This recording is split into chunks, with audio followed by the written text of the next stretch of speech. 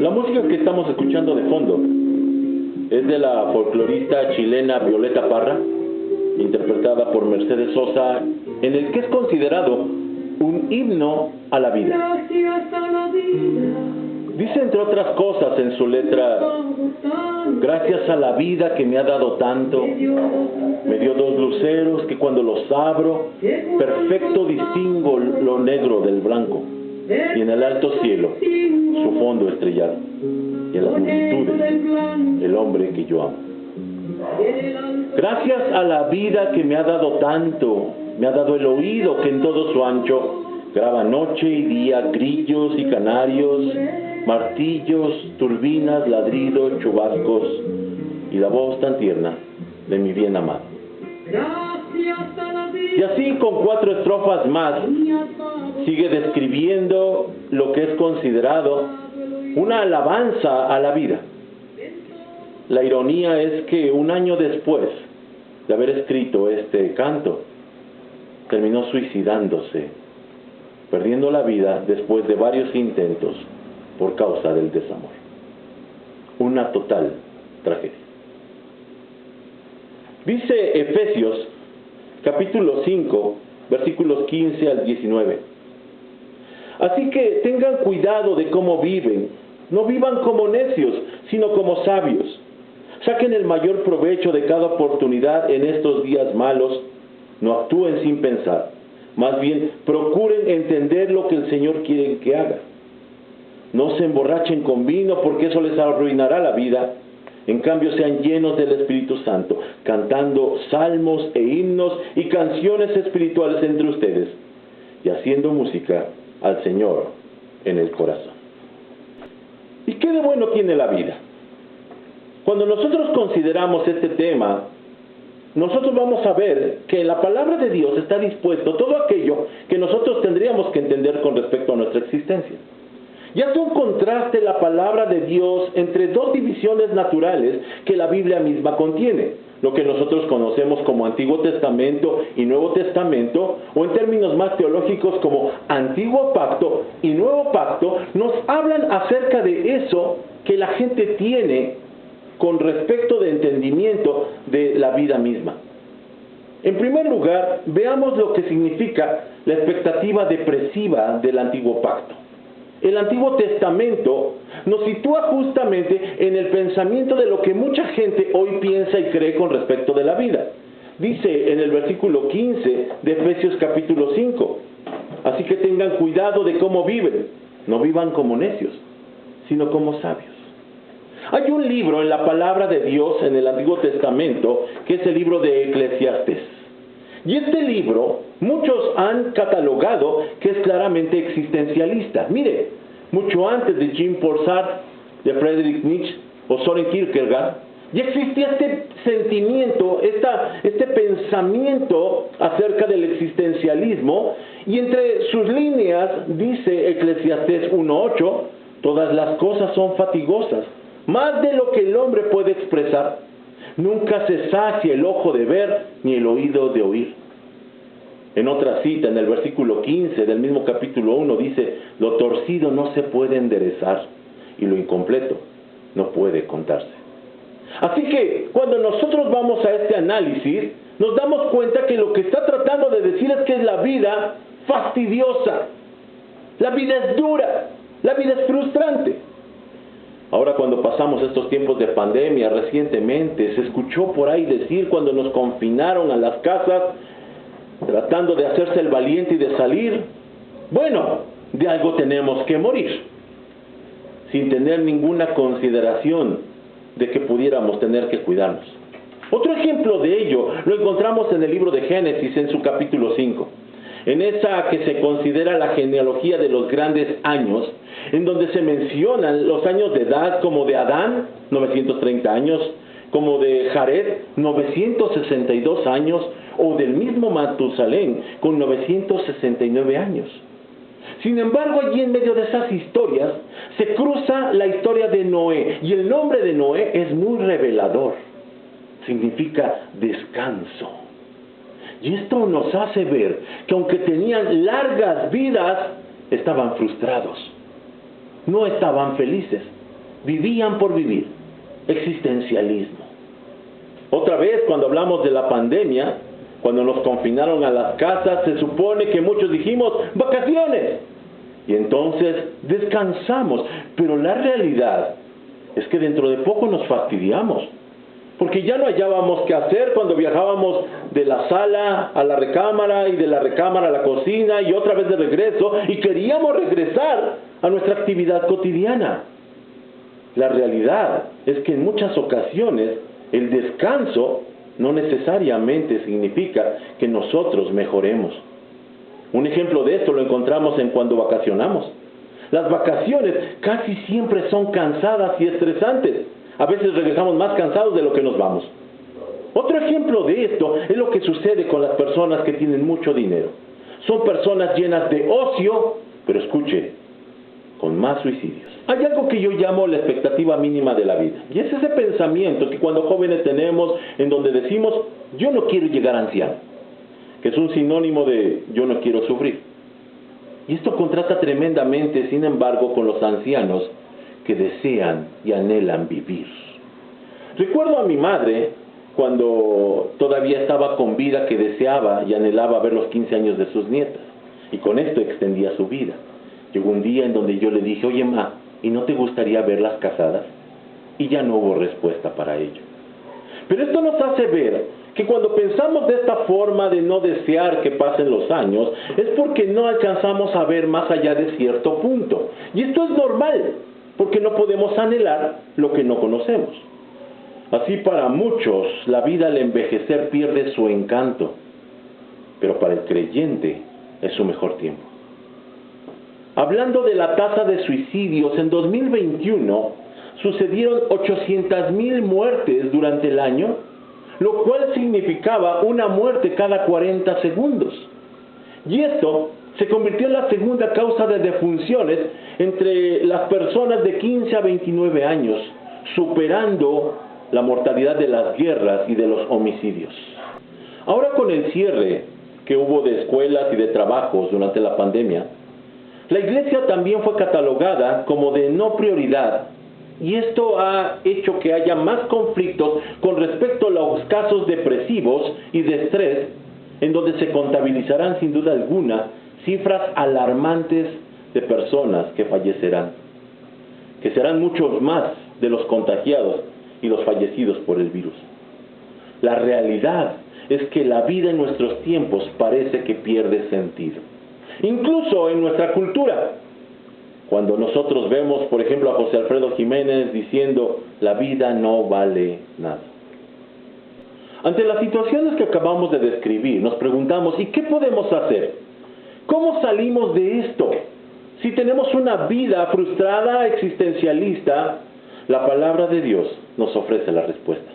Y aquí es donde quiero contrastar lo que nos menciona la realidad de fe del Nuevo Pacto. El Nuevo Testamento, ¿cuál es su intención? Y quiero volver a mencionar lo que dice el versículo 16 del capítulo 5 de Efesios. Aprovechando bien el tiempo, porque los días son malos. Esto se complementa con el pensamiento del Señor Jesús cuando se registra en Juan 10, versículo 10.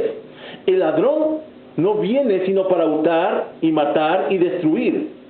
Yo he venido para que tengan vida y para que la tengan en abundancia.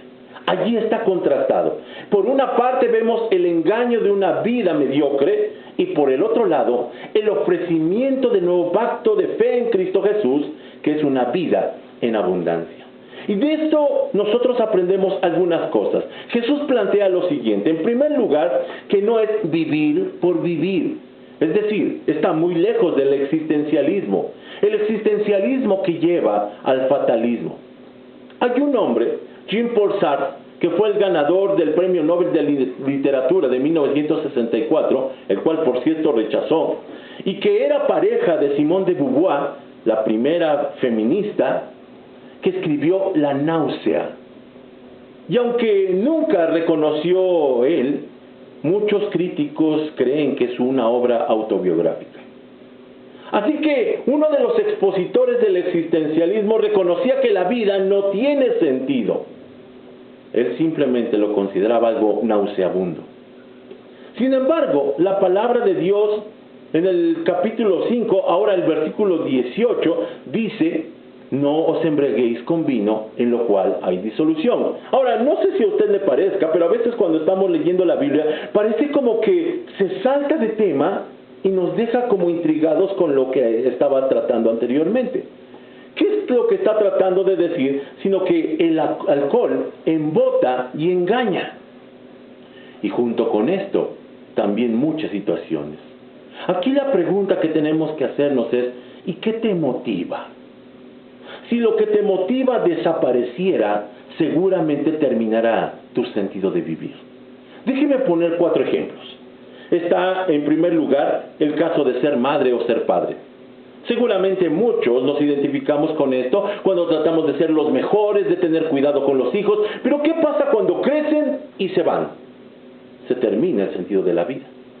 ¿O qué pasa cuando nosotros somos esposos, esposas, y buscamos complacer a nuestra pareja, pero llega o el divorcio o la viudez y termina el sentido de nuestra vida? O en el caso de los empresarios, que toda su vida se esfuerzan por lograr un patrimonio y en una mala decisión llegan a la quiebra y pierden todo. O el caso de los deportistas, siempre luchando y esforzándose para tener una mejor salud, pero llega la enfermedad y se pierde todo. Sin duda alguna, cuando nosotros somos engañados por nuestros sentidos, es como si estuviéramos narcotizados con el vino. Y nosotros lo que alcanzamos a ver es que no debemos engañarnos. Así tenemos que decir que la iglesia no debe seguir ofreciendo esperanzas existenciales. No debe de insistir en el evangelio de la prosperidad, de tener, de alcanzar, de hacer. Porque todo eso está fincado en situaciones materiales que no son seguras, que no son estables, que no son permanentes, sino que son temporales. Así, por eso, el apóstol Pablo en Romanos 14:8 pudo decir: pues si vivimos, para el Señor vivimos, y si morimos, para el Señor morimos. Así pues, sea que vivamos o que muramos, del Señor somos. En segundo lugar, también la palabra de Dios, según las palabras del Señor Jesús, nos dice que es una vida con sentido. Y déjenme referirme a los versículos 18 y 19 nuevamente. En cambio, sean llenos del Espíritu Santo, cantando salmos e himnos y canciones espirituales entre ustedes, y haciendo música al Señor en el corazón. Es decir, lo que está tratando de decir es que nosotros tenemos un propósito de existencia. Tom Chalmers, uno de los escritores, dice: los principales componentes de la felicidad son tener algo que hacer, alguien a quien amar y una esperanza. Así que podemos decir, parafraseando, que la clave de la felicidad es tener propósito de existencia. Rick Warren, el hombre que escribió el libro Una vida con propósito, que se convirtió en un bestseller, pudo reducirlo con esta frase: muy pocos son los que saben para qué existe. ¿Usted sabe para qué existe? Cuando nosotros estamos viendo entonces lo anterior, tenemos que ser muy claros. ¿Qué estamos perdiendo? ¿Qué es lo que le está robando el sentido a la vida? Y la respuesta es simple: la ansiedad. Ahora déjeme darle una receta sencilla de 4 pasos para abandonar la ansiedad. En primer lugar, abandone su pecado. Y es que cuando nosotros insistimos en construir en lo temporal, ser madre, ser esposo, ser empresario, cuando nosotros insistimos en las cosas de esta tierra, estamos pecando. Estamos construyendo peligrosamente en aquello que el día de mañana se terminará. Así que abandónelo. En segundo lugar, elimine sus temores. Hay un hombre, Scott Weiler, que fue un presentador de la NBC, que temía los puentes pensando que pudieran caer. Así que un día, fastidiado por sus temores, cruzó el puente Chesapeake, le dio 40 vueltas de ida y venida hasta que se dio cuenta que el puente no se caía. Allí terminó su fobia. En tercer lugar, recuerde la fidelidad divina en el pasado. Cuando nosotros vemos cómo se expresaban todos aquellos que narraban su testimonio, vemos que siempre insistían en la vida de Abraham, de Isaac y de Jacob, en su paso por el desierto después de que fueron sacados en el Éxodo. Y nosotros decimos, ve al punto, ¿por qué haces tanta historia? Porque recordaban la fidelidad de Dios. Es algo que tenemos que tener siempre en nuestra mente. Y en cuarto lugar, permanezca en contacto con Dios. Como dice el versículo 19, canten salmos e himnos y canciones espirituales entre ustedes, haciendo música al Señor en el corazón. Permítame terminar con esta historia. Había dos granjeros, uno era optimista y otro era pesimista. Así que cuando había sol, el optimista decía, qué lindo brilla el sol. Y el pesimista decía, sí, pero va a quemar la cosecha. Cuando llovía, el optimista decía, ¡qué bueno que llovió! Y el pesimista respondía, sí, pero nos vamos a inundar. Un día el optimista le dijo al pesimista, ¿has visto a mi nuevo perro cazador? Es el mejor de su raza. A lo que el pesimista respondió, ¿te refieres a ese perrillo que tienes ahí? No creo que sea cazador. Así que el optimista le dijo, bueno, ¿qué te parece si me acompañas a cazar mañana? El pesimista aceptó. Así al día siguiente cazaron varios patos que cayeron en el lago y con un grito el optimista le ordenó al perro que los trajera y éste obedeció. Pero en lugar de nadar, el perro caminó sobre el agua, recogió los patos y regresó. Muy contento el optimista le dijo al pesimista, ¿ya ves lo que es capaz de hacer? Y el pesimista, sin titubear, dijo, no sabe nadar, ¿verdad? Terminamos diciendo lo siguiente. Para vivir la vida verdadera, necesitamos de Dios. Tal vez alguno de nosotros necesite esta plática, porque hemos perdido el interés y el sentido de la vida. Nosotros somos invitados a tener una vida verdadera y una vida en abundancia. Que Dios le bendiga.